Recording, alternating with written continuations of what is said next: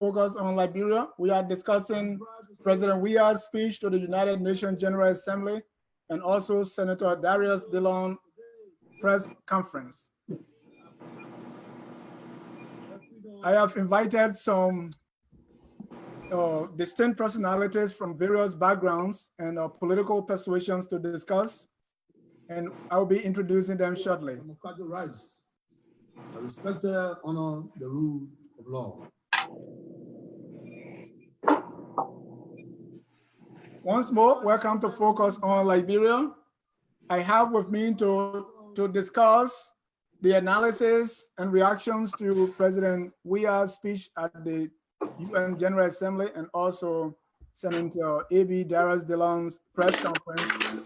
I have the CEO of Liberia Public Radio, Mr. Afanso Zianso. Mr. So, welcome to Focus on Liberia.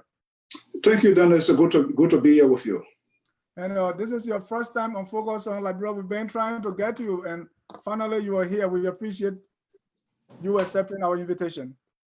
I'm honored and great to be here with you today. Thank you. Next is maybe a fourth or fifth time on Focus on Liberia. That's the Vice President of the Liberian Association of Metropolitan Atlanta, also the founder and CEO of Me1C2 Lib4 Foundation, Mr. Robert Grigben Gagwa Jr. Robert, welcome to Focus on Liberia.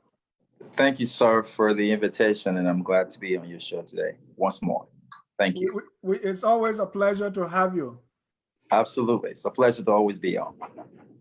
Last but not the least is his first time on Focus on Liberia, Mr. Larama Yonton.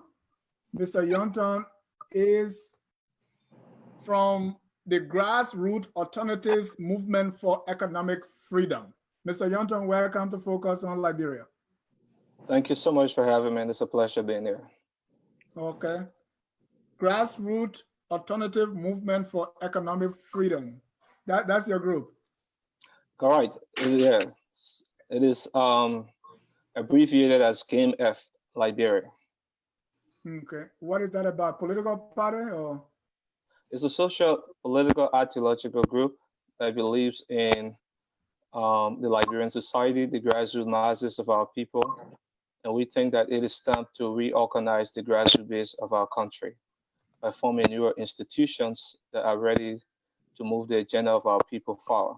We gather by one philosophy to see a sustained economic environment that is people-centered and corrupt-free. All right. Thank you, Mr. Yonton, and welcome to Focus on Liberia. We want to welcome all our viewers across the globe.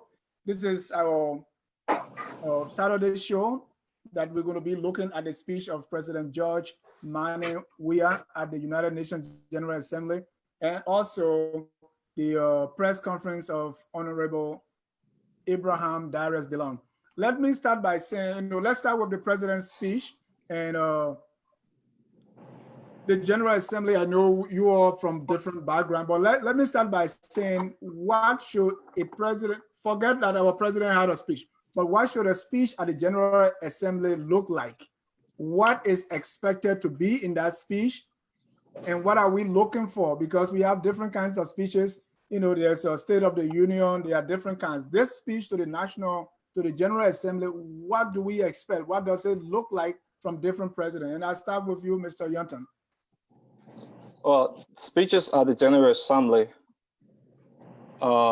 should be guided by the order of the day set forth by the General Assembly, the United Nations General Assembly.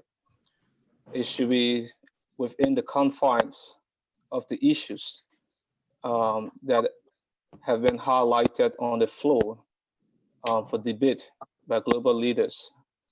And so usually what happens is that before the General Assembly is convened, there is a process of election wherein the president of the General Assembly for that year is elected, and within the power of the president of the General Assembly or the president-elect set aside different thematic areas of global concern that confronts all nations that are a chapter member of the United Nations General Assembly.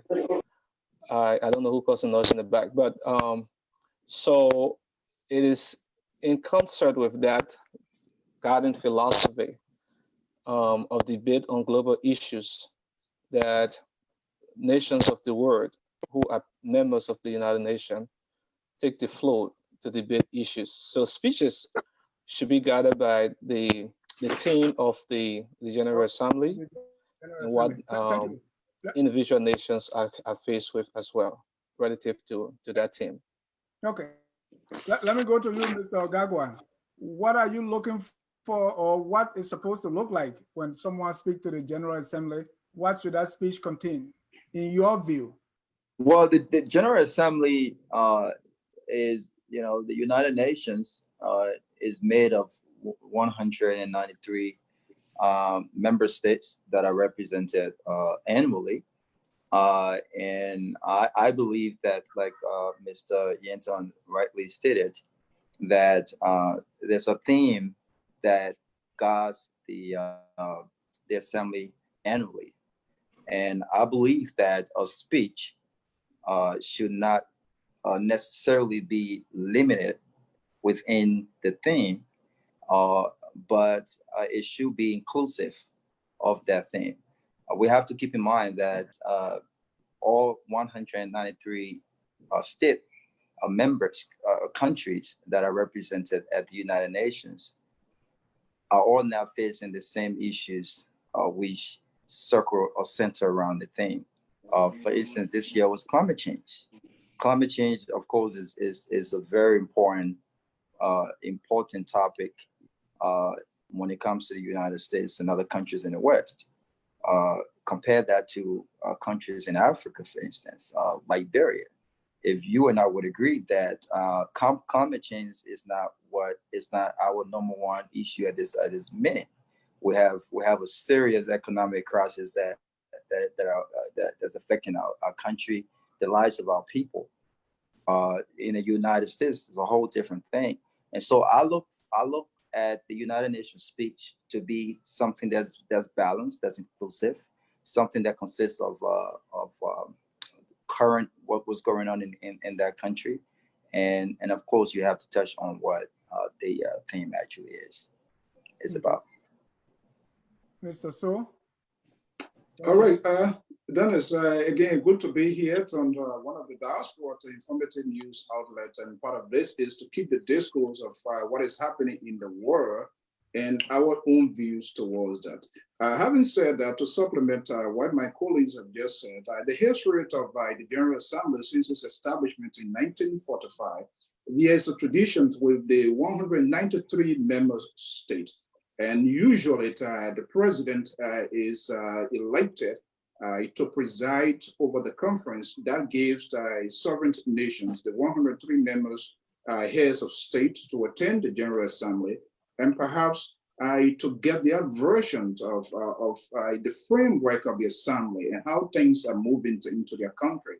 But before then, when the agenda is set, memoranda or circulations is distributed to these presidents or these world leaders, so that those are specific things that the General Assembly has to specify, and that they will come together. As you know, one of the core reasons is to keep national peace, coexistence with nations and member states. And so when that is done, as a head of state or president, you have to work within the confines of that. But also, it is not limited. It will be the combinations of other things that are happening within your country, for which you want to have that sort of shared note with your colleagues. And at the end of the day, it gives the General Assembly a sense of how it's doing and where adjustment can be made. So this tradition has been a long time, and I'm pretty aware all heads of state and member state should be aware as to how it works. Thank you. And I brought this up because I don't want us to discuss the president's speech in a vacuum. Let's have some background. So I gave you a few examples of some of the speeches that were given. Let me just pick from President Trump. One key thing he said is the future does not belong to globalists. The future belongs to patriots. The future belongs to sovereign and independent nations who protect their citizens, respect their neighbors, and honor the differences that make each country special and unique. That was from President Trump. From the president of Ukraine, and it can be fatal to think that this does not concern you. He was talking about the war in Ukraine and with the occupation of Crimea and things like that. So based on that, he said, don't think that it's happening in Ukraine, so you don't care. So this is what he said. And it can be fatal to think that this does not concern you and will never affect you. You can think of the global and close your eyes to the details, or has it may seem, even trifles, because that's how the foundation for the two world wars was laid. And tens of millions of human lives became the price of inattention, silence, inaction, or unwillingness to sacrifice one's ambition. Have humanity started to forget the dreadful lessons of history? So that was a kind of sharp contrast to Trump wanting people to concentrate on their country. So I like your responses on that, because people are different. Besides the theme, people can go into other areas. So we agree on that. Now, based on that, let me hear, before we even go into the details, let me hear your general impression of the president's speech. What's your reaction? Listening to it for the first time, just in less than 2 minutes, tell me, how was it and what's your reaction? Let me go back to you, Mr. Gagwa. Well, thank you. Thanks again. Look, I listened to the president's speech, and I think that there are things about the speech that I like, and there are things about the speech that, of course, I wouldn't have included had I wrote the speech. And since we've established, because after the president's speech, one of the things that that circulated on social media was that he was laying the complaint of the oppositions, right? The COP and the CPP and so forth and so on, with regards to our protest and things like that. And so let me start with what I didn't like about the speech. I think when you are representing your country on the international stage, I think it's very important that leaders strategically plan on what it is that they're going to say. It's important. I mean, at the United Nations, we're not talking about just a regular interview in Liberia or anywhere else. This is at the world stage, one of the biggest stages that leaders come every year and give their speech.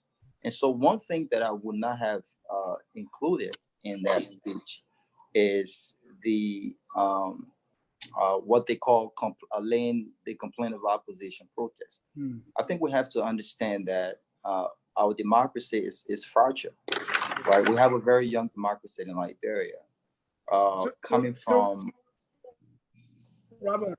So Robert, we'll come to the details, but overall, what was your impression?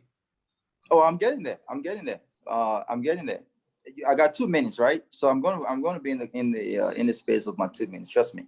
But you know, so democracy. We have a very young democracy in Liberia, and so in respecting democratic processes, I think which this administration to some extent have done, allowing protests and so forth and so on. I don't think that's something I would have included in the speech. Now, something that I did like about the speech, which I thought was the highlight of the speech, was the president of public support for war crimes and economic crimes court. And so I think it was a balance for me. Not a lot of things that I like, but there were some things in there that I thought was necessary, and the war crimes court was one. So I'm going to wait until we get to the details, and then we can go in there. Thank you. Thank you, Mr. Youngton. Your general overview and impression of the speech. Well, I think the president's speech was a little bit cosmetic, in the sense that he used the occasion ceremoniously just to appear before the United Nations. most of the issues raised in the speech, ranging from war crimes, court, and his commitment, did not have a clear, logical roadmap that could be presented to the world stage. He talked about the PAPD, the Pro Agenda for Prosperity and Development, which he previously, a year ago, spoke about in his address to the United Nations in 2018, and did not bother in submitting in terms of deliverable and progress made so far with the PAPD. As part of the United Nations General Assembly's team, poverty and quality education are two factors that are tied to a functional economy. And it was a unique opportunity for the president to lay before the stage, the world stage, some of the harsh conditions that the country is faced with, and not just opening Liberia to this whole cliche that Liberia is ready for business and people should come and invest, but you have to lay the case on behalf of your country, the dimension, the context to which we can accept business. I also saw the president as being weak on the part where in his speech that he talked about the United Nations. Liberia is a success story of the United Nations, but at the same time, informing the United Nations there are certain elements that are trying to undermine the progress and the legacy of the United Nations, having led the largest peacekeeping mission in Liberia and succeeding at bringing an end to the 14 years of civil war. I think that was weak. The General Assembly did not call for that. All nations are faced with priorities that either threaten the individual nations or threaten the global community. And all nations, all political ruling establishment have opposition. They don't bring, the petty differences that exist within all positions within the borders to the world stage as the basics of policy differentiation or policy agenda. So I think the president was weak, and we just saw a perfect and a unique opportunity for the president attending one of these most ceremonious function at the United Nations as opposed to actually and truly representing the Liberian people. Thank you. Mr. So. Okay, that is here what I did. I put it into context and look at two basic things, the style and the substance of the president's speech, Dr. Weah. And what I did, I went beyond that to do a comparisons of our neighbors in terms of the agenda set by the General Assembly, galvanizing multilateral effort for poverty eradication, quality education, and quality education and the inclusion. The inclusion aspect comes to some of the challenges your nation face. So on the style aspect of the speech, the president, he looks presidential. He was up to the task as compared to the last one. But to the substance, when I listened to Marabiu, when I listened to Adolf of Ghana, they were more or less in line with what the agenda set by the General Assembly for these heads of state to deliver. And like my colleague Nyonton said, you can be in two places at the same time. You give a very beautiful and a perfect example of the sources of the United Nations, their interventions in the 15 years of civil war. And Liberia gives that as an example. And then you turn around to kick the can down the road to say, hey, he did what he did. And the issue of oppositions is not strange to the United Nations or even the General Assembly. These are the resolutions on a daily basis that they have encountered. Even the very country we reside in today, which is considered the world's biggest democracy. And for the president to shift blame on the opposition, to say that the opposition that even responsible for the economic stagnations and poverty, which of course is one of the key aspects that was injected by the General Assembly, which I didn't hear the president to dwell on that much, but to shift blames on the opposition, it did not show strength. And I see that as a distraction, and that was a missed opportunity on the part of the president to do that. Bear in mind, he was in the opposition bloc for 12 years. So how can you even complain now when you say there's a freedom of speech? and no political prisoners enrolled, but you are shifting blame on the oppositions of the ongoing current economic crisis in Liberia. That seems a little bit disingenuous to me. So, Mr. So, now, good that you brought up about the style, the presentation, the substance. So, in your view, what were some of the high points and what were some of the low points of the entire speech? Is that me? So, oh, yeah. okay. All right. The highs and the lows. Well, the high was to acknowledge first and foremost the investment that the United Nations has made. Those are things they'd like to hear, of course. They want to see whether they have made progress. And that was a quick acknowledgement by the president, which was perfect. And I'm not sure, another good thing that he said was that no political prisoners in jail. Not that I'm aware of. We do have people corporates or accused of different things, like somebody was making the reference to the Grenadians in jail. Those are not political prisoners. Those are people that were accused for whatever subversive activities. All right. So those were good things of some of the good things that the president did mention in that speech. And I think we must be honest to also acknowledge that. So for the most part, he did what he could do, but the idea of him coming back after starting off, getting the middle and the end point was a little bit rough on him in terms of the argument that he was making at the United Nations, which I do not see. And I'm not sure why the speech writers and those who wrote the president's speech did not take a second thought before getting the president on the world stage. Right. So Mr. Gagwa, you started off by saying about the what you term as the complaint. So in your view, that was the low point. Any high point, or there are other high Well, points? Like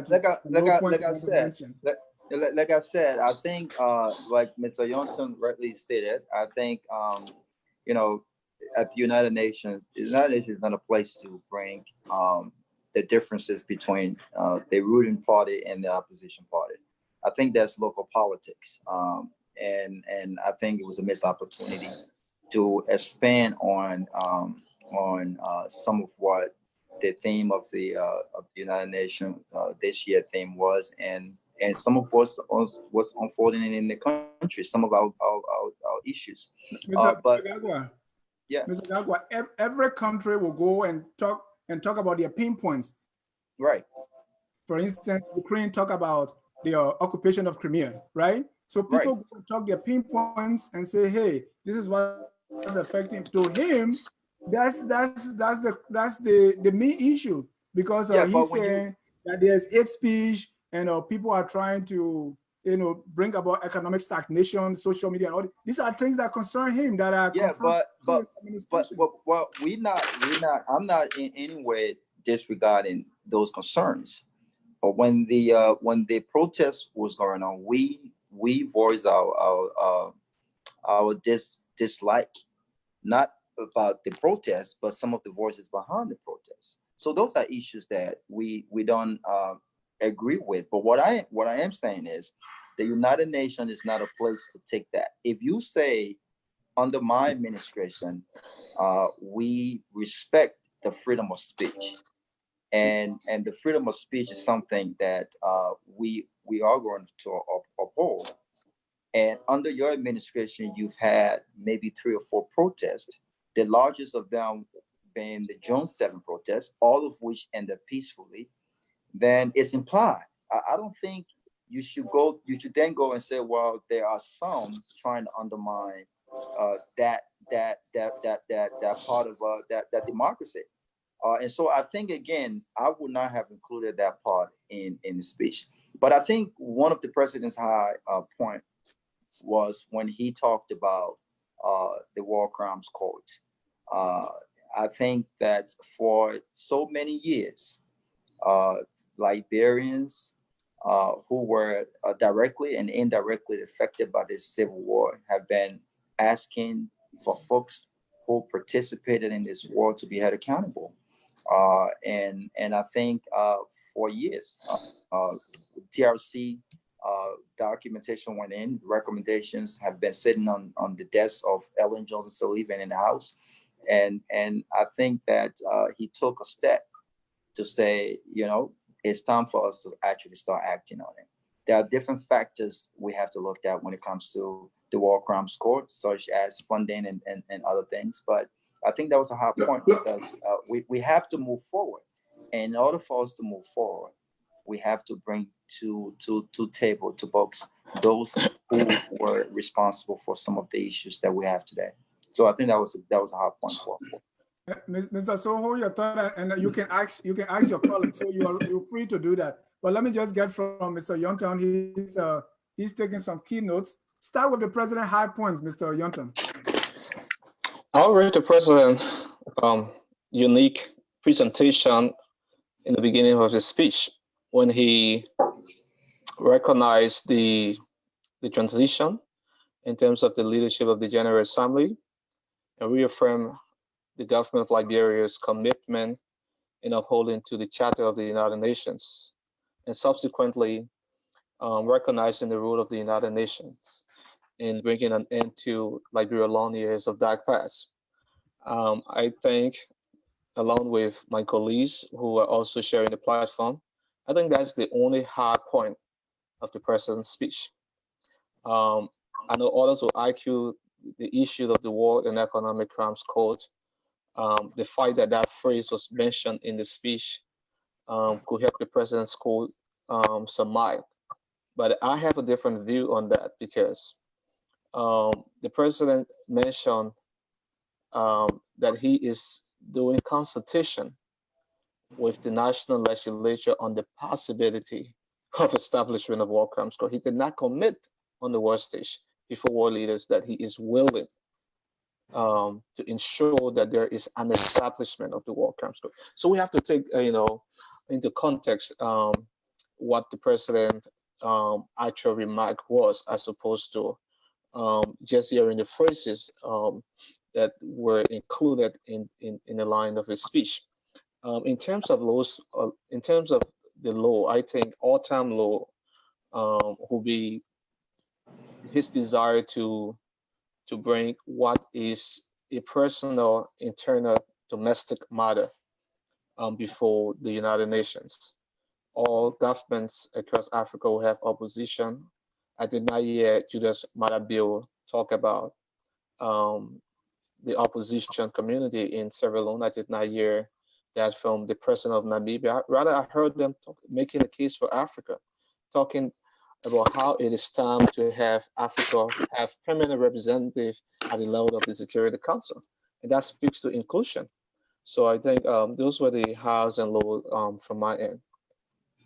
So you had a question for, you wanted to come in? Yeah, not a question. I just want to supplement what Nyonta was saying.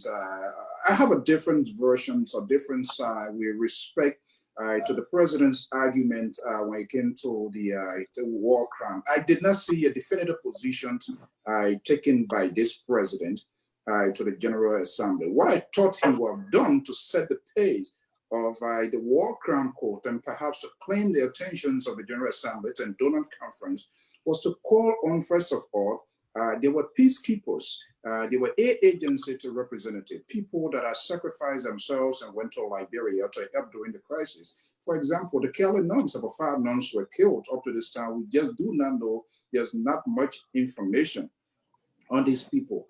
And then to come back, for the president, there was a contradiction after you mention it, and then you come back, okay, why are they even pressuring me now when the other people who were there, perhaps who were facilitators of this process, when they were there, nobody talked about, hey, why are they pressuring me now? And we are having a consultative meeting, we want to go on the Palabaha. That's not what the international community is interested in. Remember the case of BBC reporter Janento Pelelit, and that was the same follow-up question based on the letter that went to the government of Liberia. And that created a fractions. It became a big news bubble within Liberia and that of the GOL. And up to this point, the government of Liberia was unable to give their version. So for the president to come to say, okay, even though I would see it as a bigger step, but I don't think that is that insignificant. It is not that much. It is not enough that the government of Liberia are making an argument that they are not asking for fundings. He's not coming up with a definitive position to say, you know what, we are ready to get this. but this is our short force. We need XYZ, we need security, we need the fundings to execute this problem. As you know, Liberia is going through a war situation here. But to mention about that, and then you come back to say, well, why you didn't complain? I mean, why you didn't complain at the time? Madam Salif or others were there, and you guys are putting pressure on him. That's just like a piece of cloth between the scissors, and he doesn't know which way to turn it. Mr. Yonto, you want to come here? I want to. Yeah, just to wrap up very quickly on hard and low. But I think, given what the brother just said, I think overall the president was in a huge debate with himself on the floor of the General Assembly. At one point, he said that Liberia democracy, this emerging democracy, is strong, and that Liberia is now open for business. Investors should come in. And on another hand, he argued that opposition is trying to derail the peace and cause calamity. On one hand, he says that it is time to listen to the Liberian people. We're having consultation on the War Crimes Court, and we will proceed with it. On another hand, he comes back and said, that there were governments before me, and why the pressure was not placed on them. And so the president has always been in debate with himself, so as far as the General Assembly. But one point I like to strike is that the political will, as well as the constitutional will, when it comes to the establishment of War Crimes Court, has not been demonstrated on the part of this president. And the argument remains that we do not need further consultation on the possibility of establishing a War and Economic Crimes Court in Liberia. All right, Mr. Yonton. Yeah. Yes. Oh, let's get to the crux of the president's speech, which I highlighted. He reported, because this is a report, he reported that the political environment remains vibrant, with political actors and parties that are freely exercising what they have to do. And as a testimony, we have several protests that have taken place. And so he boasted, he said, this is the democracy that we have yearned for. This is the freedom for which our people have struggled. Then he came to this caveat. He said, however, we are beginning to witness the emergence of a creeping threat to our democratic space. The last point, when he talked about that creeping threat, using the social media and all that, he said, this is unacceptable and must not be encouraged. What's wrong with that? What's wrong with somebody saying, hey, even though we are, and so you see that as a contradiction. He's saying, well, this is what I have achieved. We are on the path, but here is the threat. What's wrong with that? Mr. So. Look, what is happening there is there's some sort of little misconception here and misinformation here from the president. The social media for the last couple of years has been involved, and world leaders have used social media to communicate, to speak to their constituents, their demographic, their bases. Perfect example is Donald Trump. He has made some of his tweets are crazy, but that his chain of command. And so for the president of Liberia, there's a connection here with social media, which of our technology has survived. And that's what I was coming from when I was talking about Ghana. When I listened to Ado Kofu for the last 2 years, he said the users of smartphone in Ghana from 19,000 has raised to 41,000. So many, they are more or less is part of the agenda set by the General Assembly when it comes to the quality education. The president, our president, I don't know whether he's true. I've been saying that, but he has his people that are also on the social media. So that sounds a little bit odd for he to use social media responsible as a threat of his government.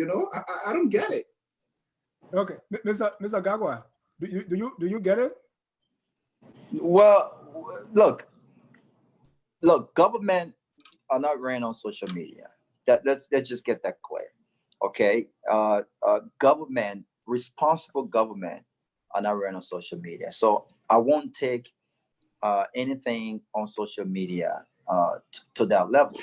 But what I will say though is that I think there has to be a lot of work done when it comes to these presentations.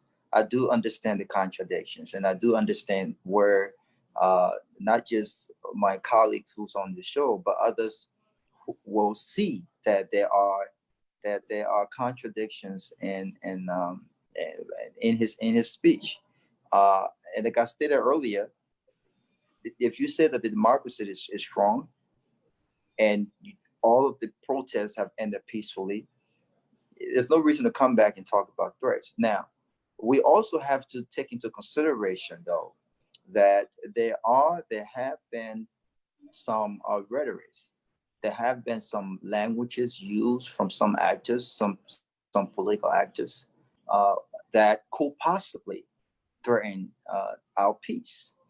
And I think this concern should not only be that of the president or the ruling party, it should be a concern of all Liberians. And I do concur with the president when he says, for Liberia to strive, for Liberia to thrive, for Liberia to move forward, for Liberia to develop, we can only do so when our state is peaceful.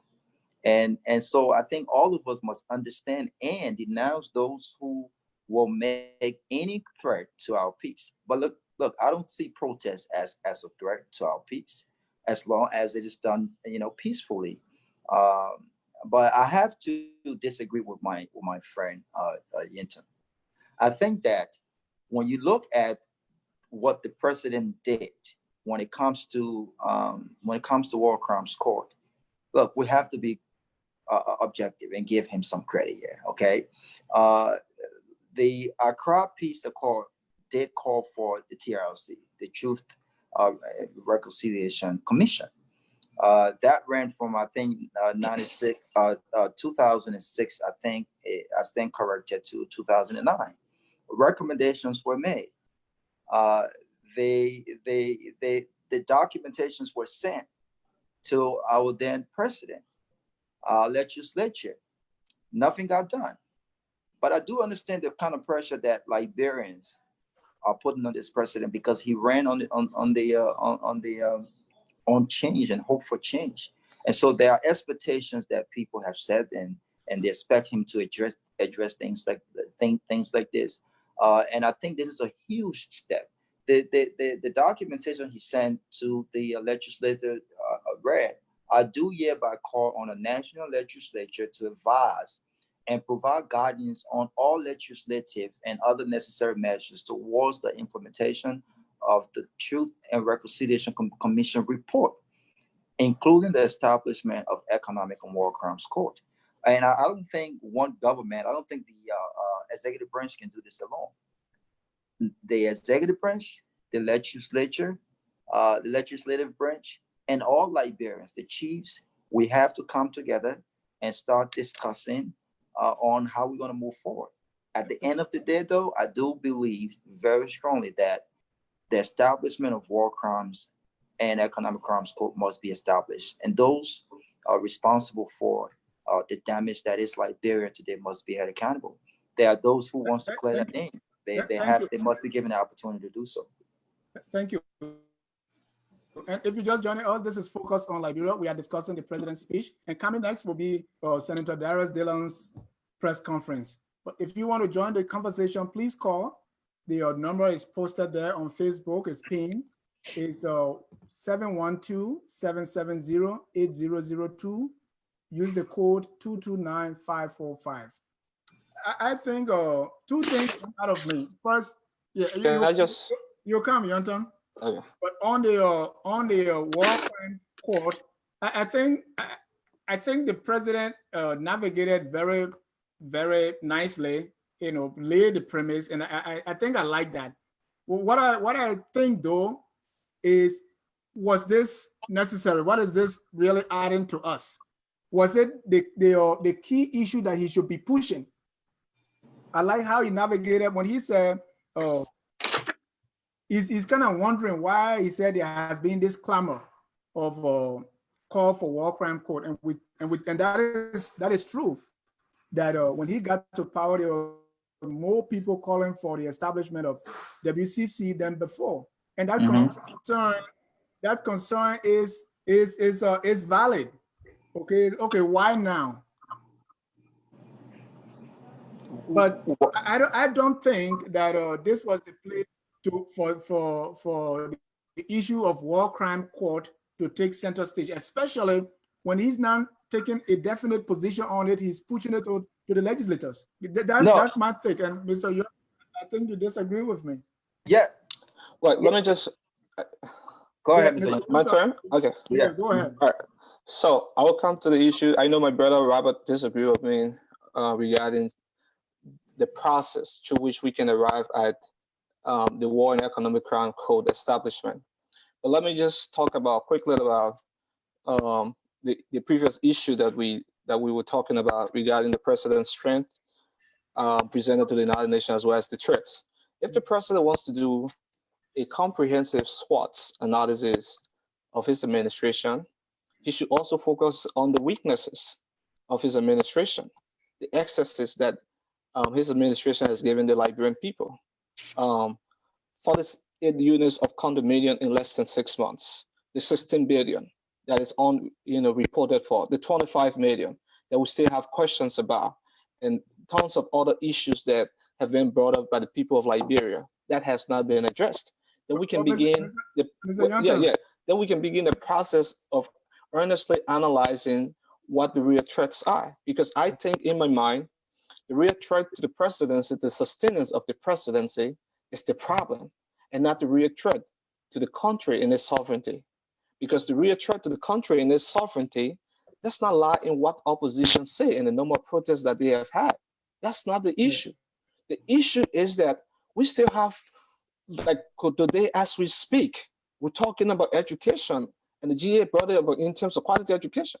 We have almost 80% of our young people are out of the walls of the classroom. That's a threat. That's a threat. Yeah. Do you expect the president to go to the UNGA and say, hey, these are the things that are giving me a hard time, or the money lost and we don't find it yet? Is that what this is our concern. This is why we said that the president lacks the political will, and he has not been earnest in his presentation on the world stage. And now coming to the point of the Economic and War Crimes Code. I know my brother Robert brought the historicity, surrounding how the Accra Peace Agreement came to be. But before the Accra Peace Agreement, there had been 13 other agreements that led to the successful end of the First Liberian Civil War. And those agreements, the last of those agreements took place in Banjul. And what happened there was a phrase calling for war crimes code on warring faction leaders. So the debate on war crimes code did not start only with the Weah administration. No. We can reference the forum for the establishment of war crimes code. That forum was led by the current chairman of the ruling party today. Yeah. Most of the people who stood alone building a cohesive civil society coalition around that forum were mostly seditionists. They are now today occupying properly the governance and policy space of our country. So there should be no if and end. There were people who stood for the establishment of war crimes code before the Weah administration, and there are people who now stand for the establishment of the war crimes code after the Ellen administration. The difference is that the ITOs are different. There's no dispute about that. Yeah. I think the best way for Weah to proceed is not the way of consultation, because we have had consultations, and that is where my brother Robert is alluding, that we should have consultation. We've had many consultations. The TRC was, the entire functionary of the TRC was based on consultation. We had consultation in all of the counties, Liberians who got affected. Let me bring in a column. Okay. Before I even bring in the column, I think, okay, let me bring in the column, then I will give you my general, what I think that no, let me come in. Let me come in too after the column. I really did not learn anyway, but bring in the column. Let me bring in the column. Caller, your name and where you calling from? Oh, sorry. Let me. Hello, caller. Your name and where you calling from? Mr. Dennis, Darkham. Hello. Yes. Your name and where you calling from? Hello. Gakom Moe from Moe District, Riverside County. You all right. You know everyone. Gakom Moe, your question or comment? You from Moa District. Well, first and foremost, let me commend, the guests. I believe I'm enjoying the conversation. I think they're very articulate in discussing the presentation that was made at the United Nations by our unable president, President George Weah. While it is true that fellow Liberians were commending, that they were rejoicing his presentation as he wasn't stumbling. He actually read through his whole speech without, having a lot of pronunciation problems, which showed, a lot of progress have been made.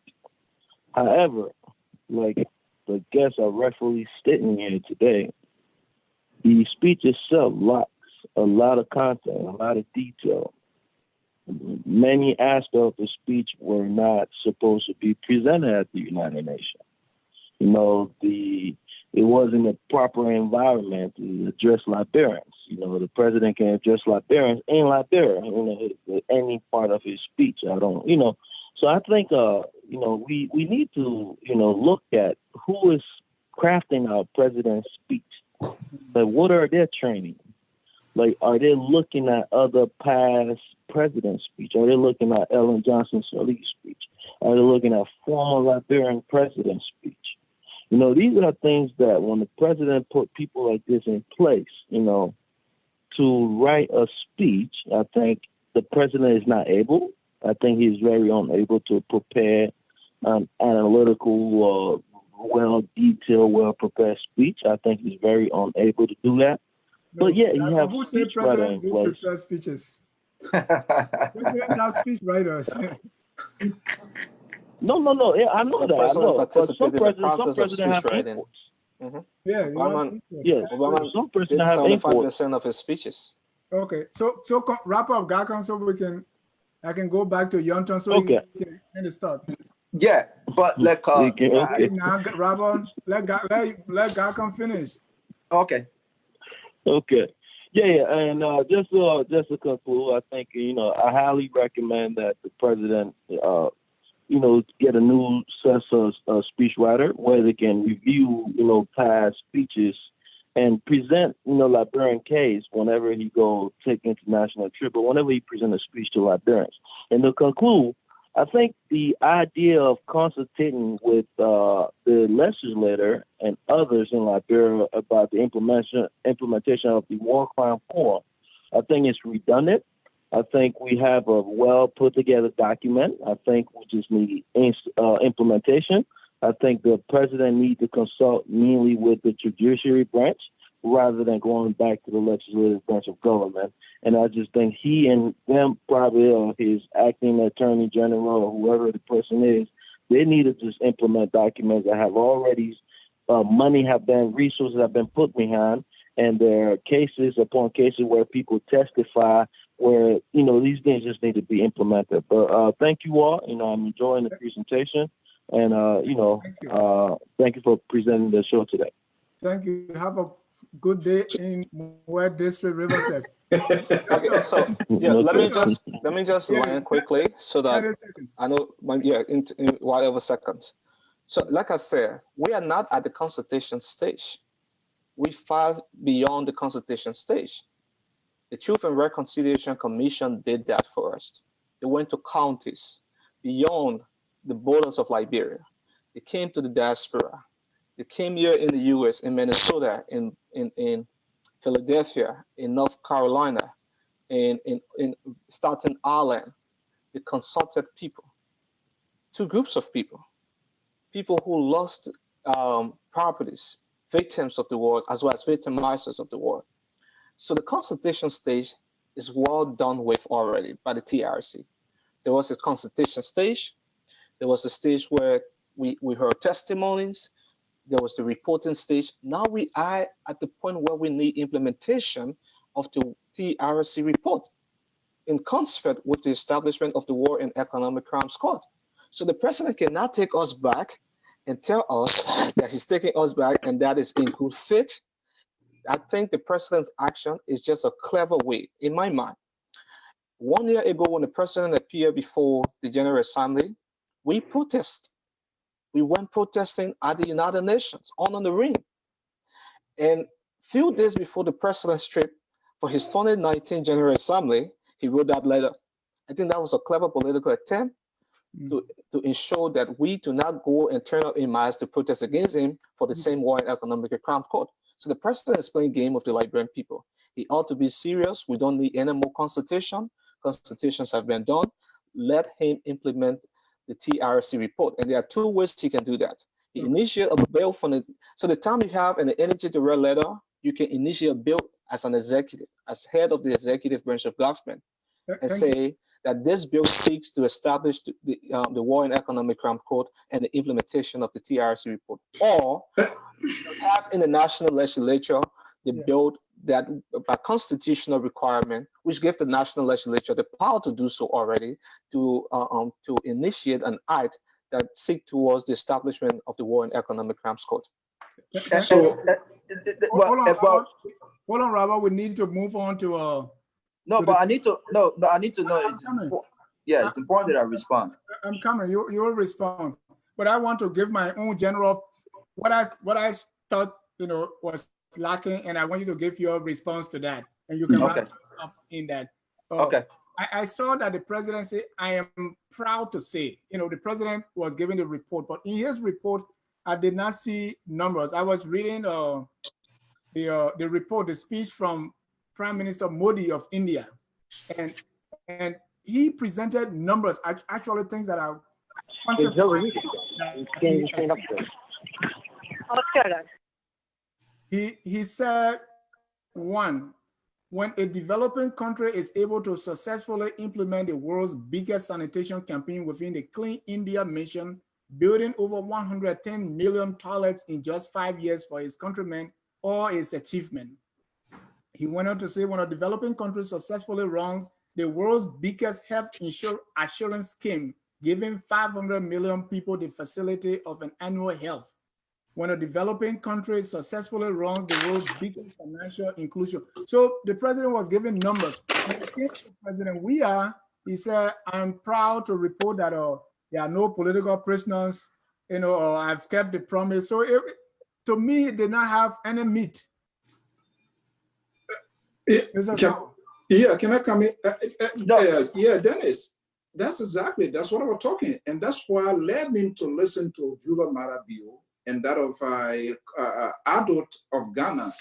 Those people came up with specific, and that's what the international community is interested in. You can't come with some sort of ambiguous statement and you expect people to make a guess game.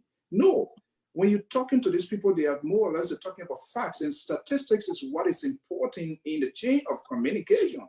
And that's what our president did not do. And that's what I was talking when the Ghanaian president came. He told the people, he told the General Assembly the accelerations of advanced technology from the last 2 years, from 19,000 to 43,000. That was a specific information that he was providing. Sierra Leone president came and said, look, we support this process, but the Africa remain underrepresented. All right, underrepresented within the Security Council. That has made Africa to be some privilege not to have a seat at the end of the day. What did our president say? Whether do we do or not, look, these meetings and this agenda are set for the main purpose for you to come and speak. You are the president. Nobody going to do you harm. But that was not the case. And that was some little bit disappointing. We did not get statistics. And just what Gakon was saying quickly here, the speeches of all of the former president, the template is there. All you need to do is to go back and do retweeting in terms of the agenda, the term of this council, and you can work on it. But that wasn't the case. Robert. Yeah, well, let's just be clear, guys. The General Assembly is not. There's no policy. It's not policy oriented, right? There's nothing that gets done at the General Assembly, policy wise. So yes, I've already mentioned that there are things that I would not have included in that speech. I think the speech needed more substance and more content, and hopefully, it's my hope that. Next year that they do a better speech and a better presentation. I would agree with Gago Mawek that some improvements have been made from this president when it comes to his presentation. He looks very presidential, and I think there were lots of improvements compared to last year. But I want to just touch on something I got two callers waiting. Let's hear your point quickly. I want to touch on something you made.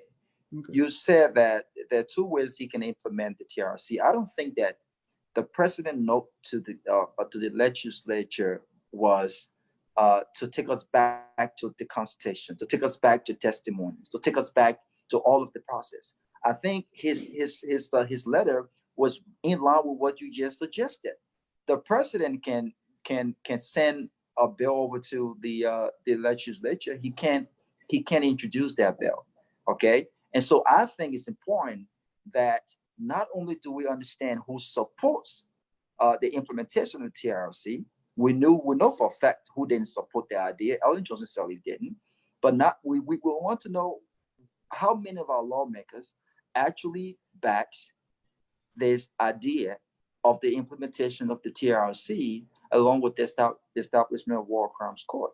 And so I don't think there's nothing wrong with it. At the end of the day, my focus and my main interest is to ensure that this administration implements the TRC report. I think it's long overdue, and I think it's important that we do that right now. And I see absolutely nothing wrong with with consulting with the legislature. I think it's the right thing to do. Now they have to go involved and make this something even more important to the Liberian people. Thank you. There's a caller on the line. Caller, your name and where you calling from?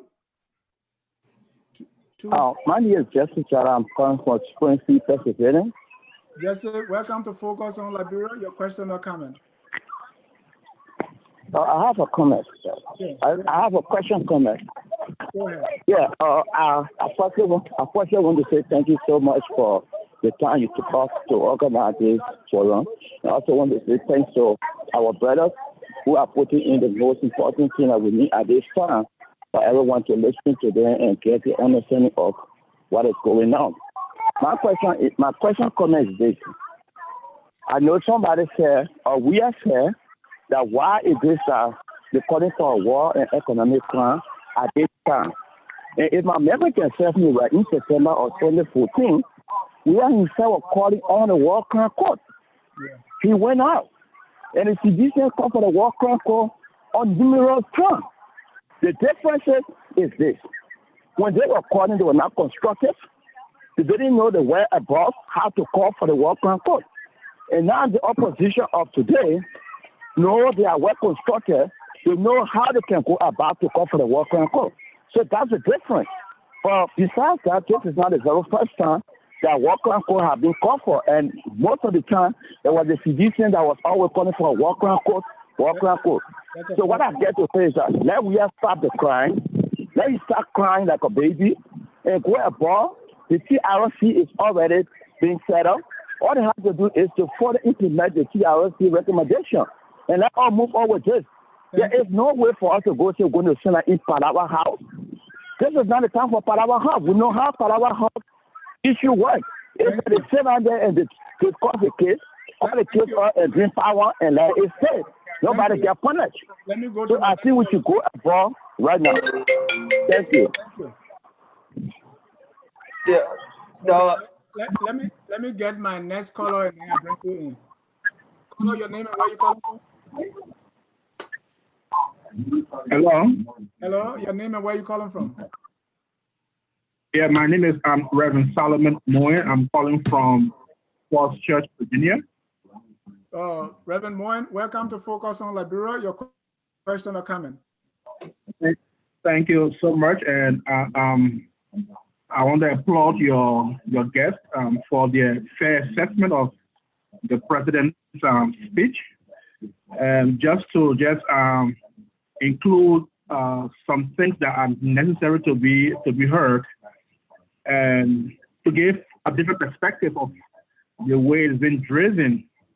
I'm hearing three of your guests saying or condemning the president's inclusion of the level of negativity that is characterized our own politics and see it as a driver of conflict.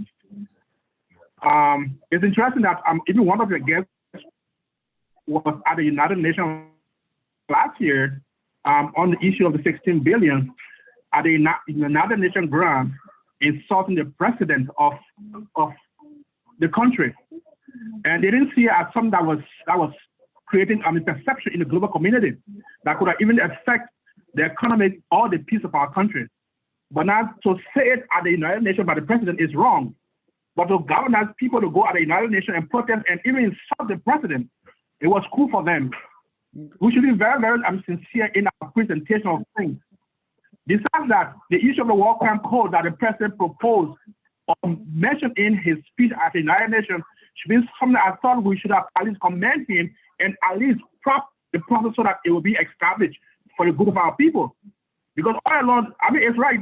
Why I say that when you had 17,000 soldiers or you had a United Nations presence in Liberia, the issue when it was raised, those who are now seeking for it now were condemning people who are raising the same issue. It's been disingenuous. Now, nevertheless, the president has taken the lead to say, okay, let's let it out. Now to see it as being not fair or pretense, I don't think I would say it's counterproductive to our national security or even our peace. We always condemn what the president come up with, and this is the same thing that we've been talking about. Thank you. It's only fine when we say, hello, sir. So, thank you. Not your point. Okay. So let's be very sincere with ourselves and as we present this issue. Thank you so much. Thank you.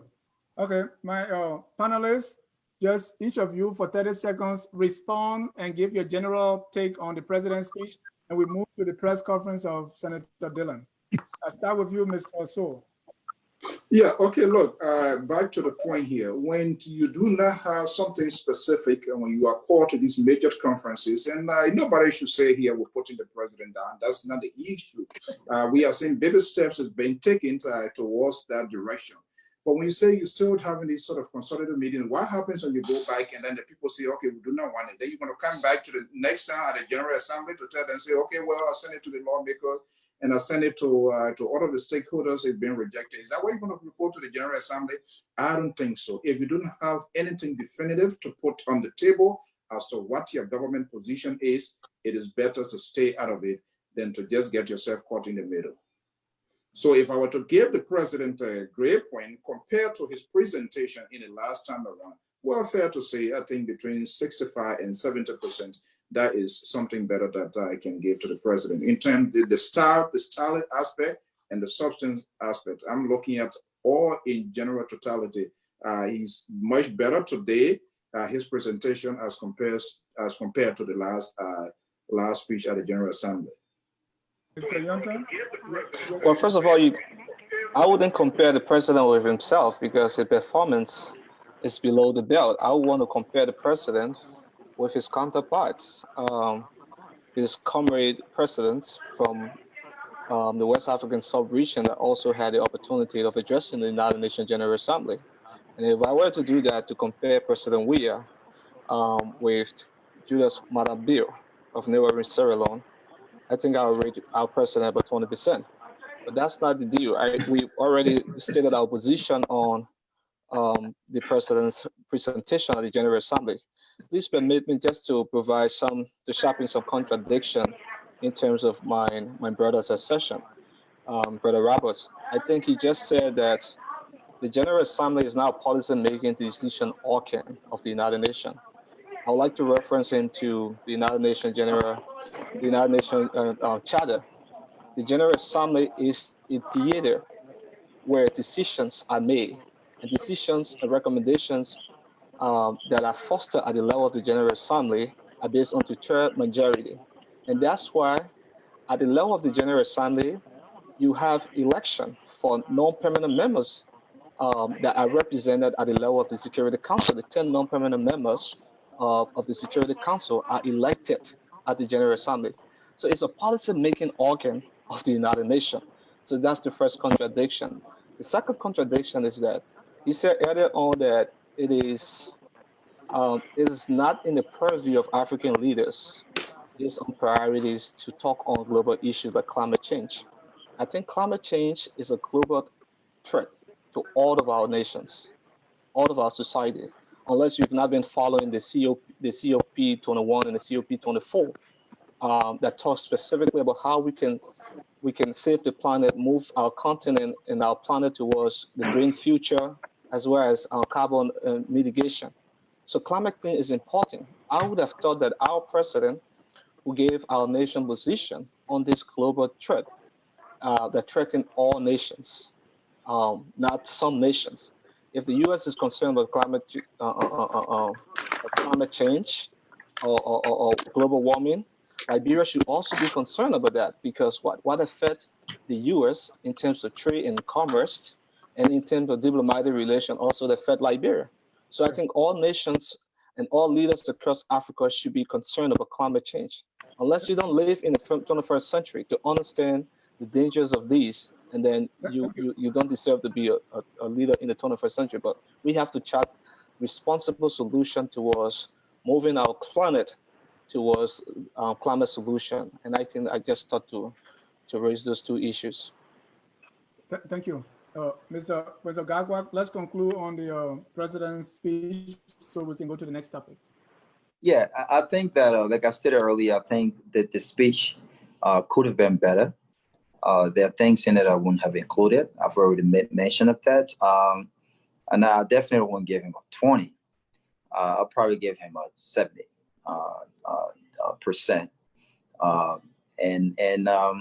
And with regards to my friend Yetu, I think that the speeches made at the General Assembly, I'm not saying policies are not made, but the speeches made at the General Assembly are not policy oriented. And I think if you look at the General Assembly, the United Nations structure, you understand that there are different bodies that address different things. But the actual assembly, when those guys are giving speeches, it's not policy. It's more of a report. Now, with regards to climate change, I'm not disregarding the fact that climate change is important. I would be a fool to say it won't. It's almost like me saying technology in the 21st century means nothing to Liberia when it does to the United States and China and other places. I think we'll fall behind. What I am saying is that climate change is not a number one top concern to Liberia at the moment, and we will all agree to that. I mean, we got serious. We got economic issues. We got educational issues. We got institutional. I mean, there's a list of things that I think are of priorities to us right now compared to climate change. But I'm not saying it's not important. So overall, I think that there are improvements that could be made. There are improvements, hopefully, that will be made next year. And hopefully we'll be discussing something different. But I will say, though, on the issue of the War Crimes Court, I have to give this administration some credit. Right. Okay, we are talking about it. We are talking about it. And let me go a step further. One second. I think that the fact that this president made mention of the War Crimes Court at the United Nations and sent a documentation to the legislature, I think that's a position statement from his government that they do support the establishment and the implementation of the TRC report. Thank you. Thank you. Our next stop is Senator Dillon. Right.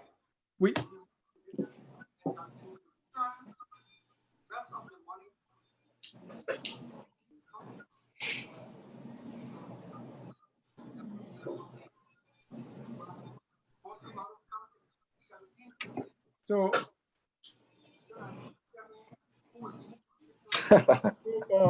Senator Dillon had a press conference and it presented two major issues. First, before he became a senator, he said some things that he was going to, and that's the first thing he started with, that he's going to return part of the money, and that will be placed into the account of Monserrato County. The second thing was he announced how much his package is as a senator, which is $15,325 US and 29,000 Liberian dollars per month. He also talked about a $40,000 car, and there was a debate whether he should keep it or give it back, because prior to being a senator, he said that he wouldn't, take a car that was above, I think, 20 or 25,000 or something to that effect. So this press conference generated some buzz around town. Mr. So I will start with you. On those three issues, people are calling him, in some quarter, he's the hero. In some, he's a bluff. What's your take?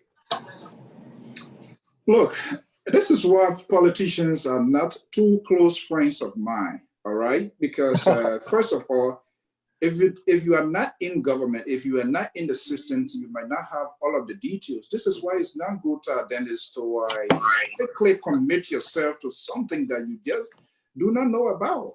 And so he gave birth to all of the talking points and talking studio that we are having today. He should have waited to get exactly, what his entitlement are in when he's elected before he can make some comments. But I think he's kind of a little bit jumping ahead. And my prediction here, he committed himself to the voters, to the people that trusted him so much. They see him. He was saying someone that is authentic and was speaking the core minds of the people. So he was doing everything possible to get the gloves off. But now, here is the situation. Everything like he said, the media is coming right back at him because those things are on the book. So you can't change it, and you can't go back to sell that car just to keep up with the point that he's trying to make. So I think Dillon needs to be very careful. In as much he's trying to bring some changes, he's trying to turn the light on, as he claimed, as he always say it. But he shouldn't jump ahead of his shadow. Other than that, there will be more questions raised, and sooner or later, Liberian people, they can be in love, but when it comes, there will come a certain time, they will definitely come back at you. So he's kind of finding the room to perfectly position himself. So there's a little bit struggling going on here based on the comments that he had made in the past. It's kind of hunting him down. Mr. Yontan.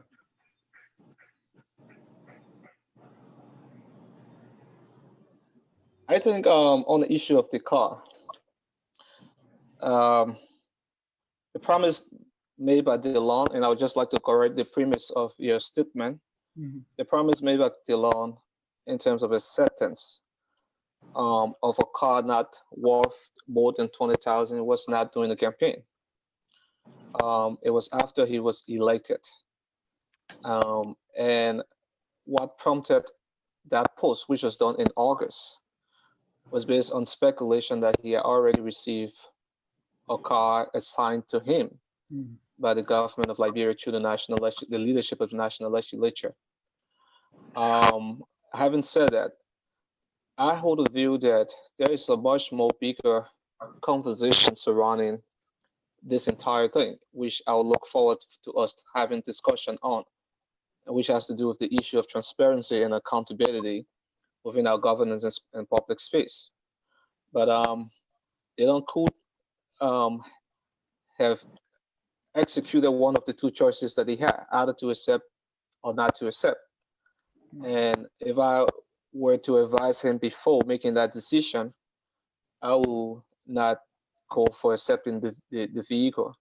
As much as our people are faced with harsh economic conditions, and you have said times and number that you're going to the national legislature to turn on the lights, and that you will be as transparent as you can to the Liberian people, but also go there to serve them. routing 50,000 or 40,000 out of this car is something for me unimaginable. And one of the lessons that he could learn from any lawmaker in the history could have been from Rufus Nuvia. You know, there was a time right after the civil conflict when Liberia needed a youth representative in the National Transitional Assembly. Rufus Nuvia, the government had passed a policy of purchasing Cherokee for all of the lawmakers. Just at the time when dozens and dozens of students at the University of Liberia were being kicked out. And Rufus Nuvia stood a ground that he's not going to ride his Cherokee until certain demands are met. I think Dillon could capitulate in respect to the car. So in my opinion, he should not have accepted the car, whether the car was in the name of the late Geraldine Doe Sharif or not, or whether he had the option of reselling the car and retrieving the money and buying a smaller car. Like all of these controversies surrounding the car and its acceptance could not have been if he had just decided that he would not accept the car.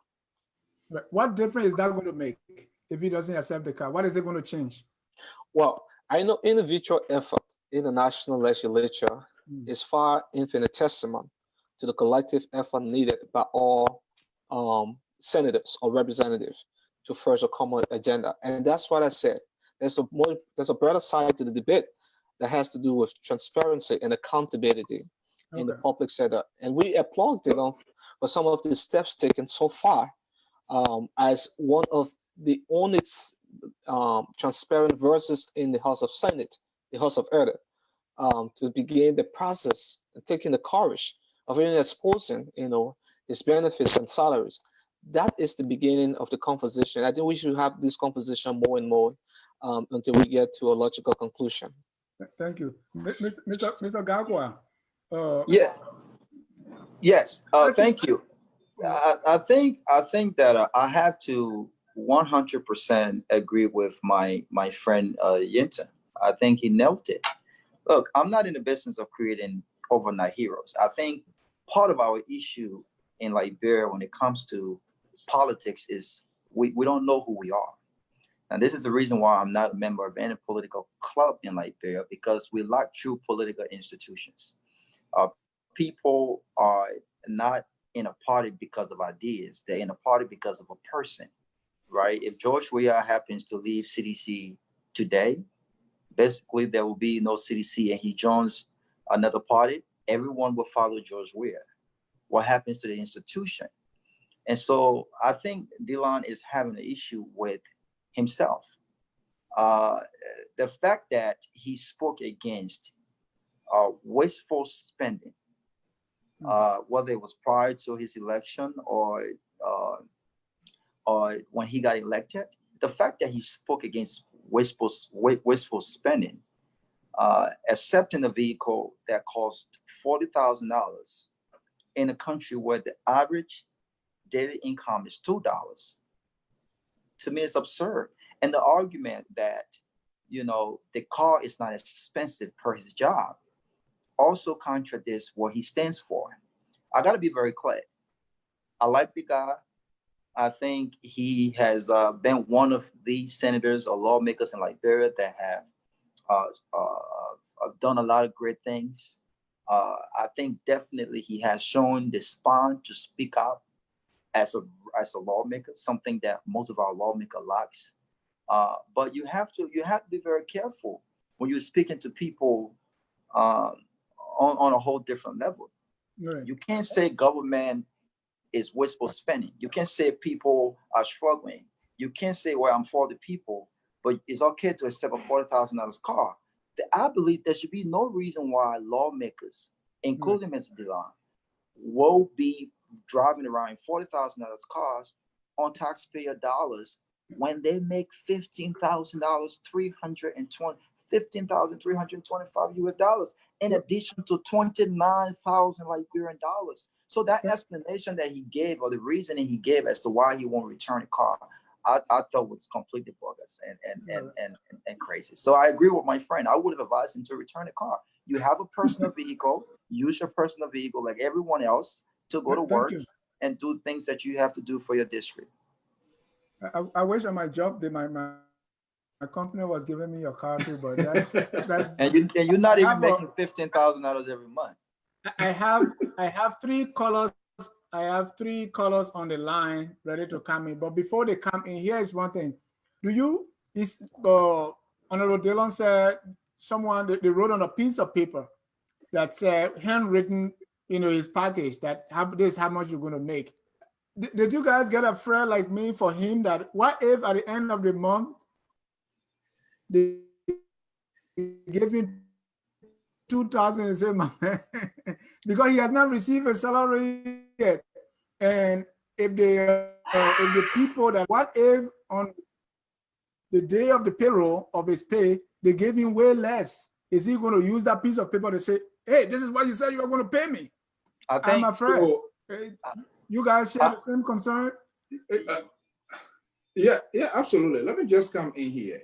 I yet to verify that information, but his argument to say I force him and I compel him because there was no current, then that's just going against the sayings of the rule of the law that you frown on. Then you try to ban it because I'm not sure. I didn't see the signature. I didn't see the stamp. I know it was displayed. I saw it. The copy of that was distributed to members of the 4th estate. But like Robert was saying here, Dillon needs to be very careful. As much he wants to champion the cause or the argument of the people, he's getting ahead of his shadow.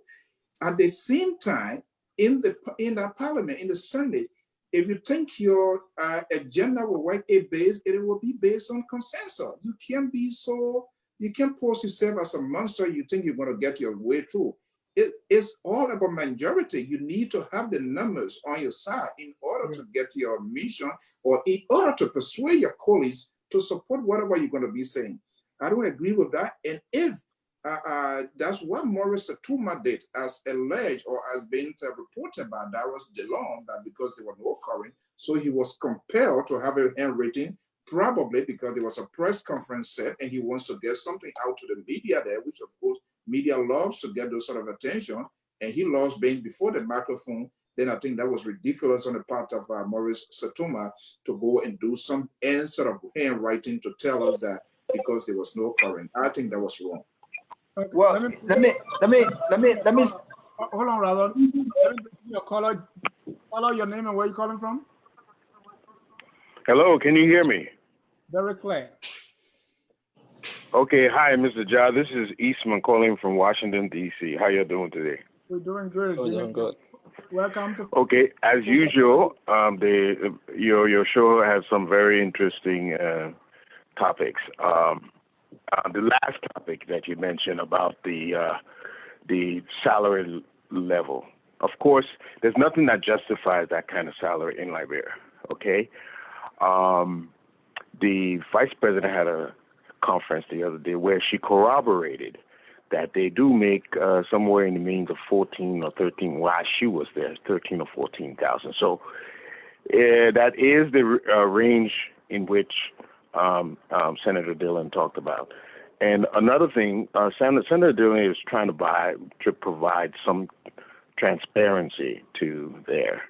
And I see they're trying to take apart every single thing he says, okay? It appears that they have been compounding measures in the House there and in the legislature that to accommodate. For instance, we weren't in the habit of getting vehicles for representatives and senators. That might have had to happen at one time where there were no vehicles in the country. But if they're getting gas money, that's all we need to do. Maybe provide some gas slips, but we should not be facilitating them with vehicles because it's not necessary for them to perform their function. Okay? We definitely should not be giving them vehicles. Then there's nothing to justify their salaries either, given the GDP of the country and the budget shortfall we find ourselves and the level of salaries other Liberians have. There's nothing to justify that kind of salary. But to the point of the TRC, I'm not sure if your guests realize there were two subsequent developments since then. One of them states on August 28, 2009, that Liberia's parliament announced that they must consult constituents for about a year before deciding whether or not to implement the commission's recommendations. That is one of the reforms. And the second reform, on January 2011, the Liberian Supreme Court held that the recommendations banning a number of individuals from holding public office was unconstitutional. As you know, anything that contradicts or challenges the Constitution is illegal and unlawful. So we may, not being a lawyer, but we may conclude that the entire TRC is unlawful, the whole act, unless it's be removed. So I think the president was right to refer it to that august body, the legislature, so that they can discuss with their constituents about implementing the recommendations. Thank you. So what happens when it is rejected? So, can I come in? Alfonso is asking a question. Jimmy, are you still there? Yes, I'm still here. Yeah, so I was asking what happens next, as you said, the president is sending to the legislature. If it is rejected, what would be the position of the president then?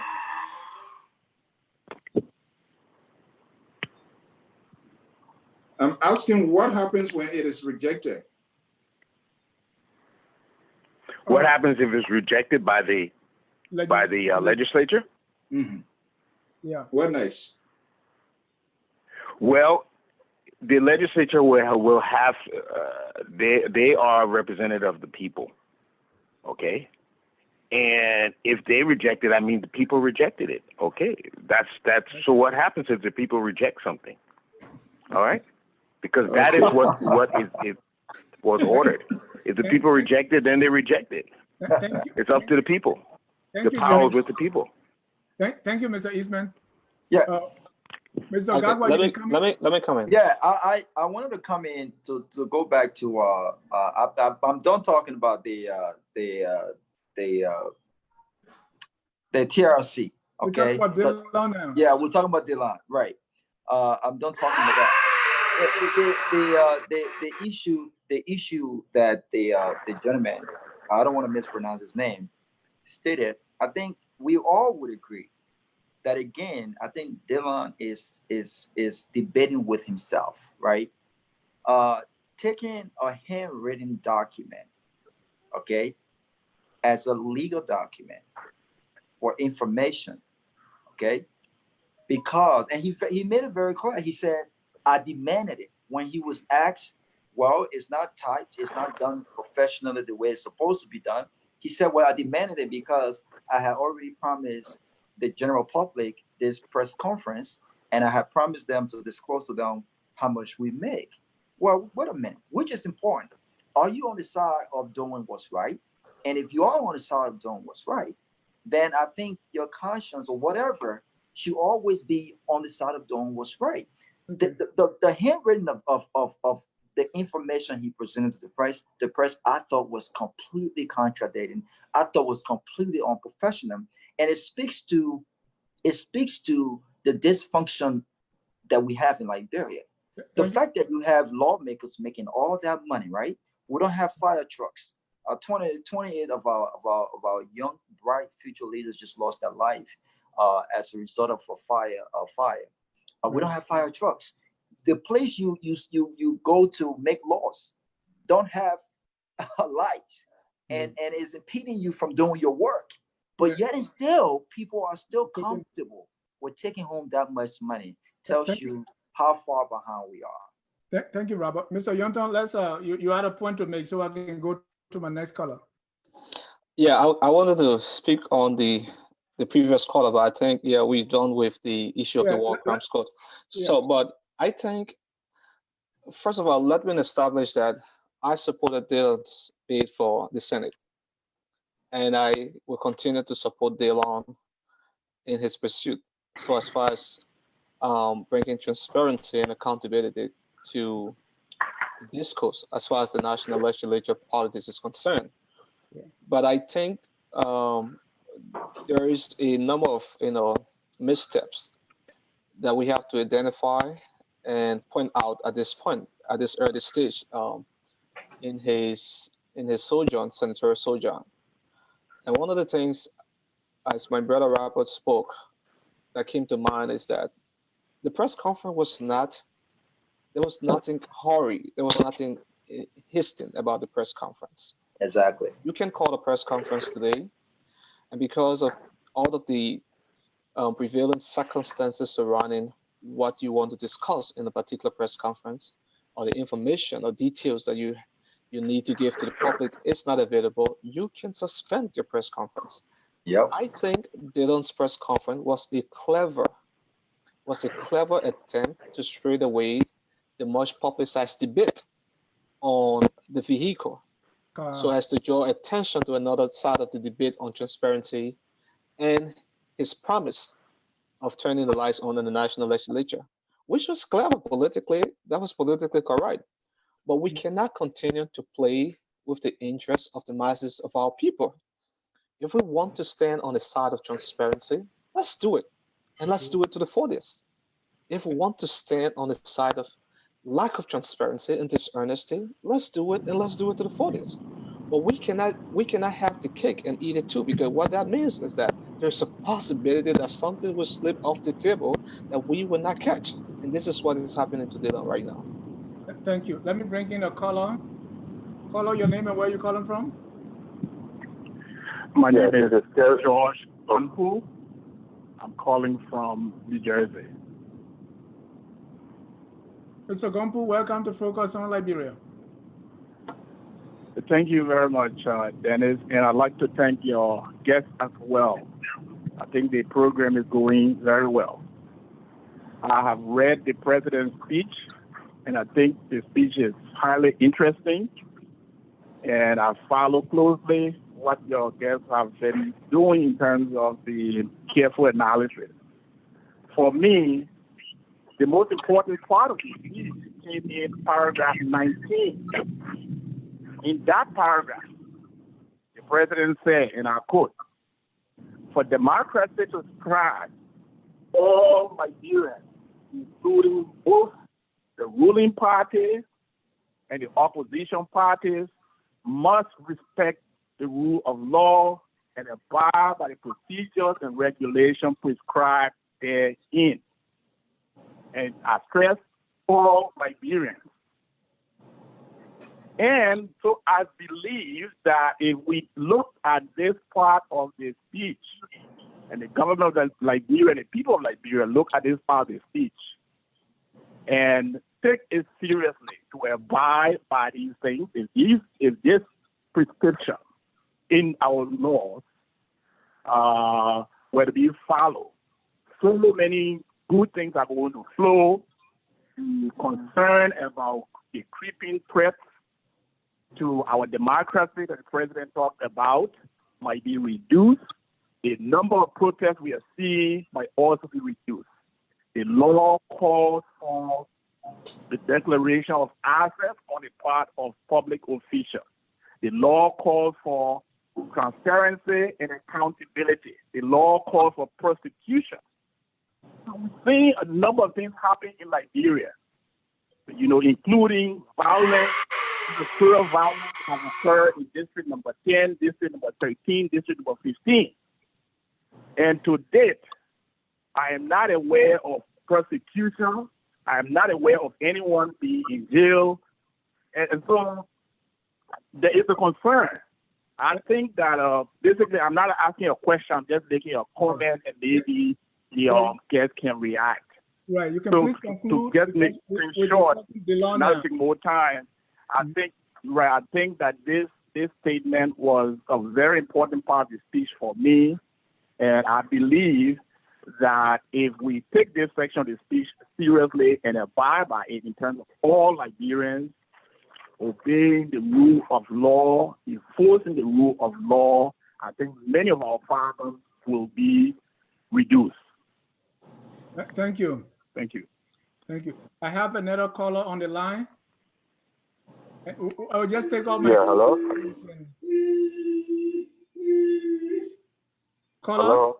Yeah, go ahead. Your name and where you calling Hello? from? Go ahead.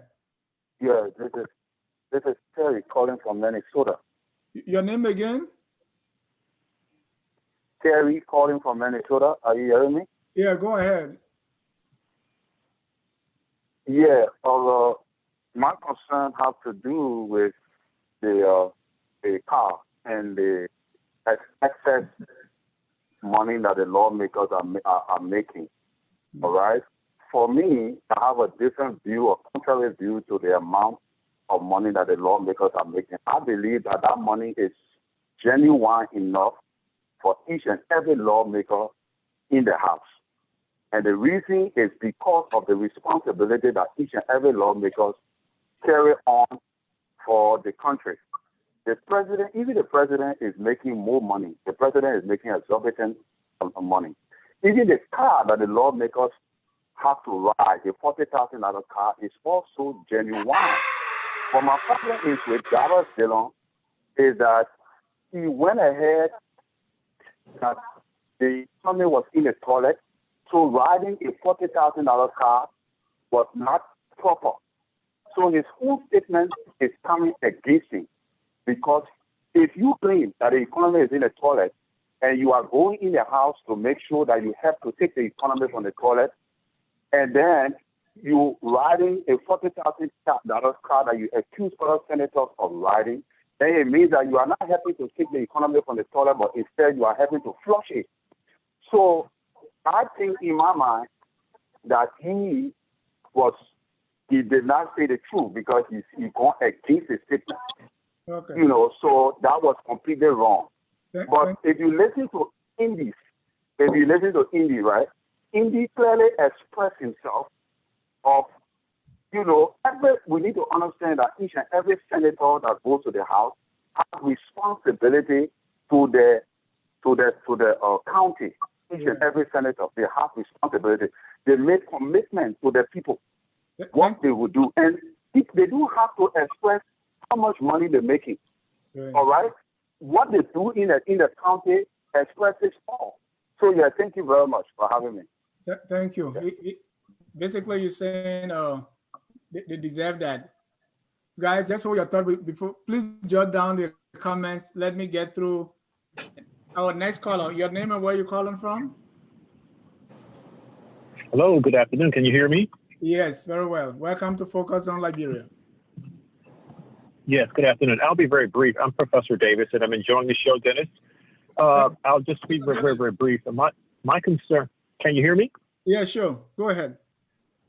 Yeah, Dennis, my concern is the amount of money that these lawmakers are making. I mean, Liberia is one of the poorest countries in the world, and you're having government officials making $15,000 a year, which is really just makes no sense at all in a country where most people live on roughly $2 a day.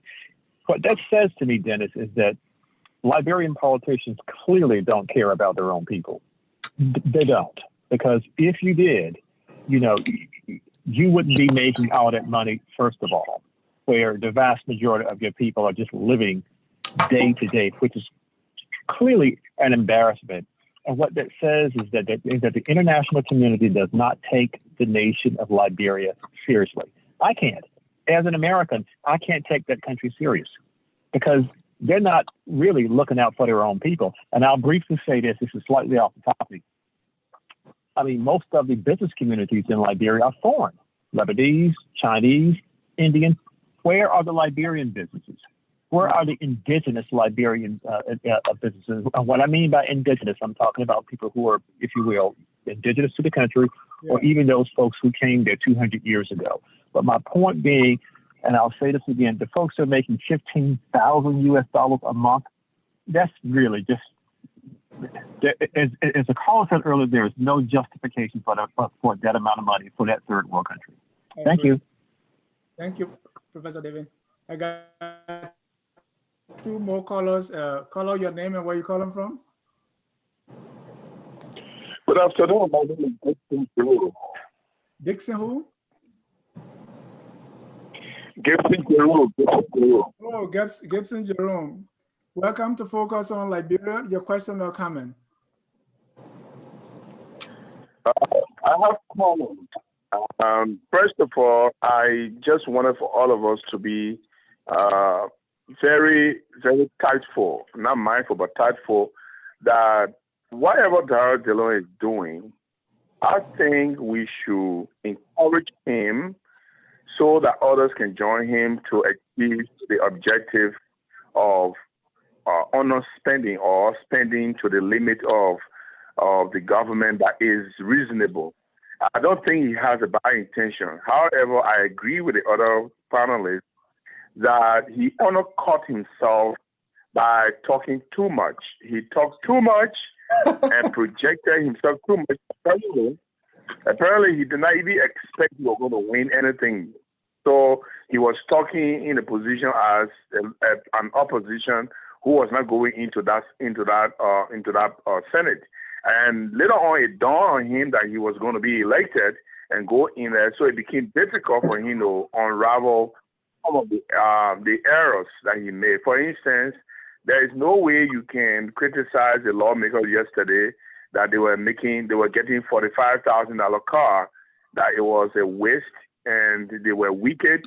And then today you get $40,000 car and you justify that it's for 3 years. So 3 years ago or 5 years ago, when you were criticizing them, didn't you know that it was for 3 years? Now that you are accepting it because it's going for 3 years. So when you were speaking at the time, were you speaking out of ignorance? Or were you doing it just because of politics? You were just politicking because you did not care about the facts, the truth. And you were just saying things just to please yourself and make the other lawmakers bad. Or is it really true that you did not know and you were speaking out of ignorance? Why didn't you find out?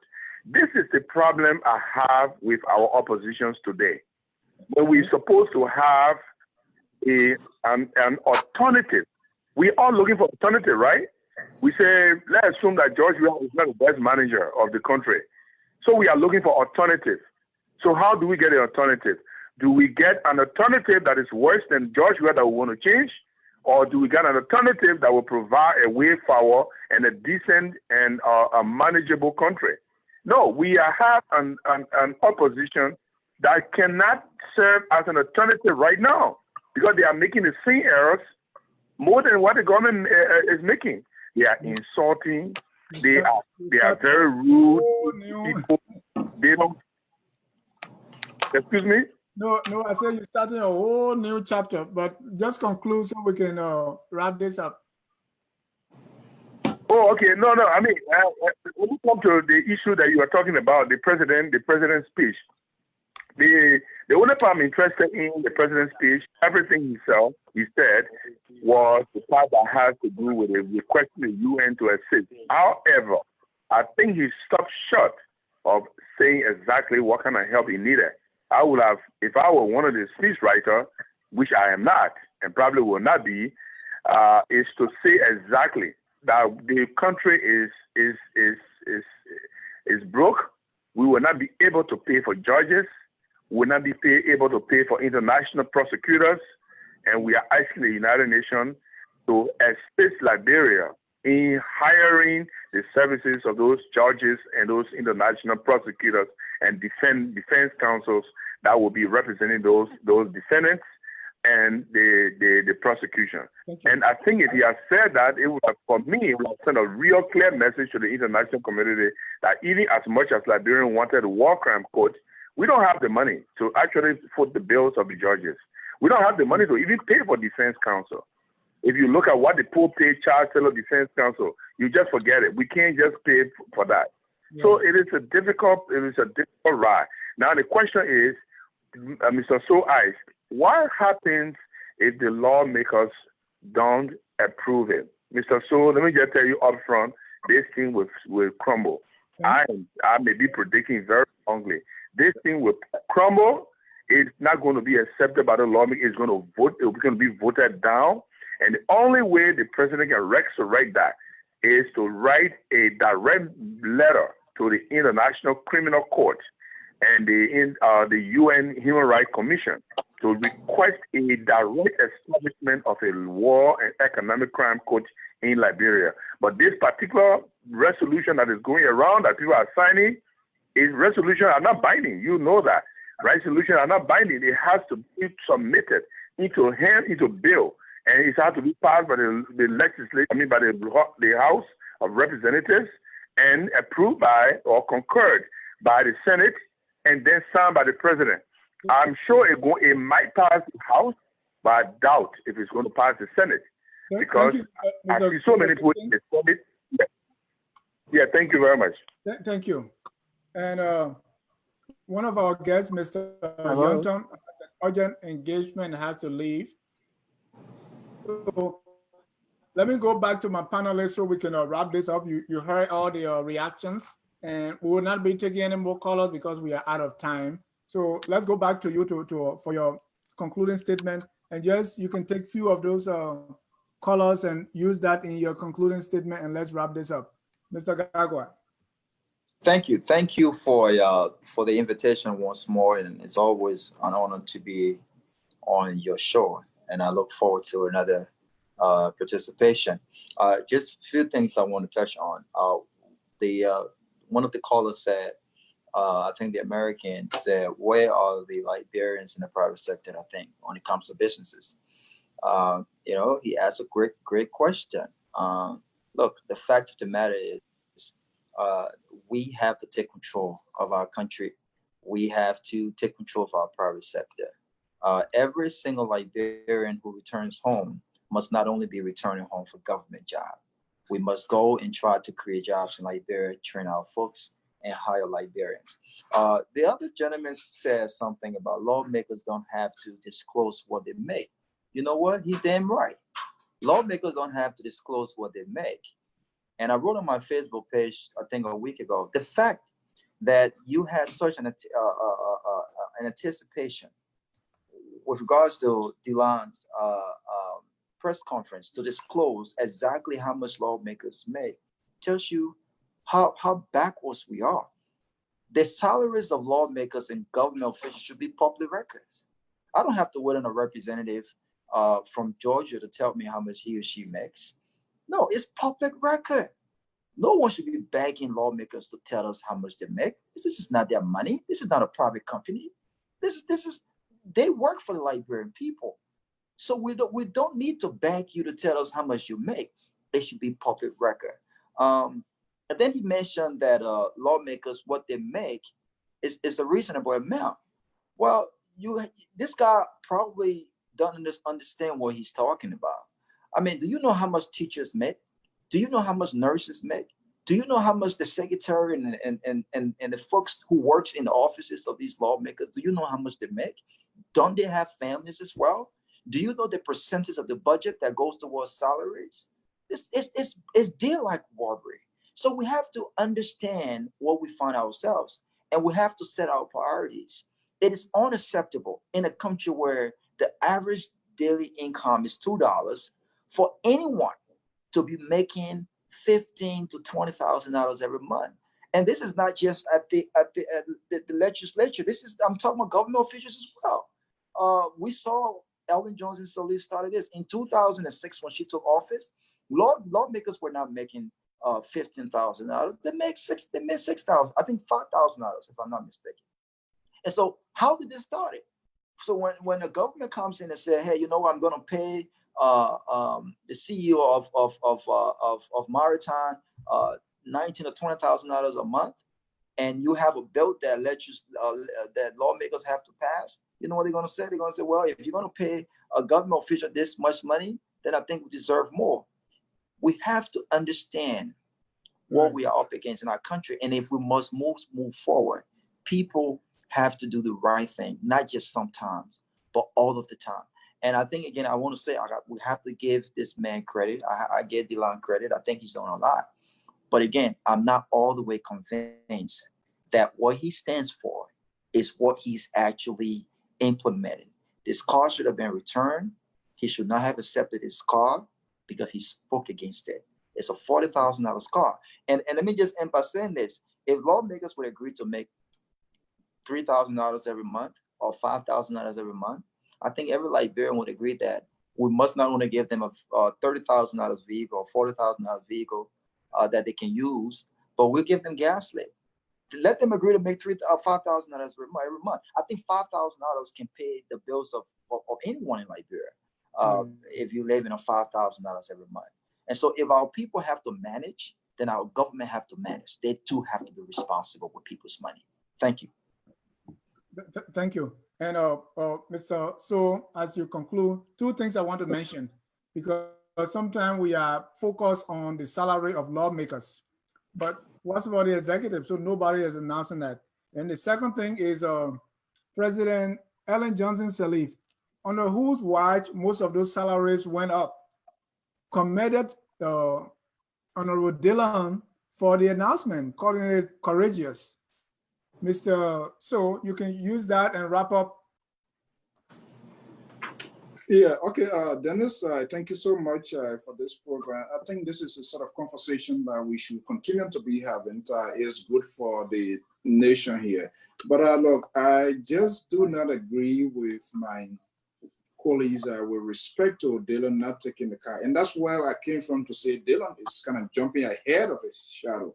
Look, you can't be outside of the government and say you get assistance fix. And so I believe he was playing with the trumpet of his base and things that they love to hear. Those were the sort of things that he was talking. And so he never waited. He was too fast to jump ahead of the game and making some pronouncements, which is sort of catching up with him.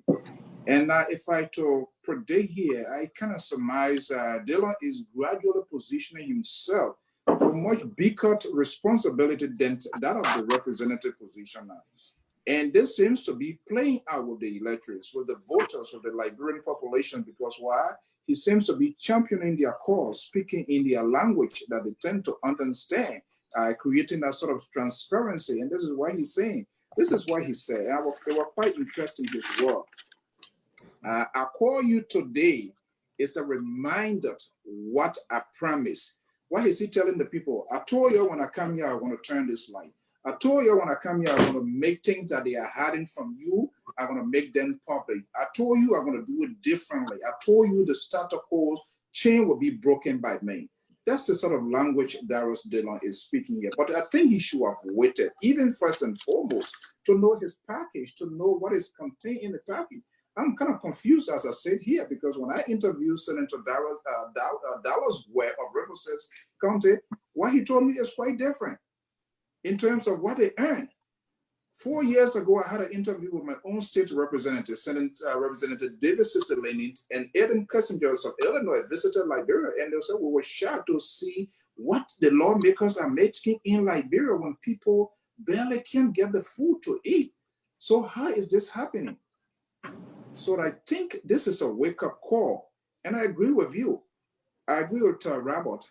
These are public records. So why would somebody say we don't need to know? It's unbelievable. That's to show that we continue to be on the wrong side of history. I think that should be the next sort of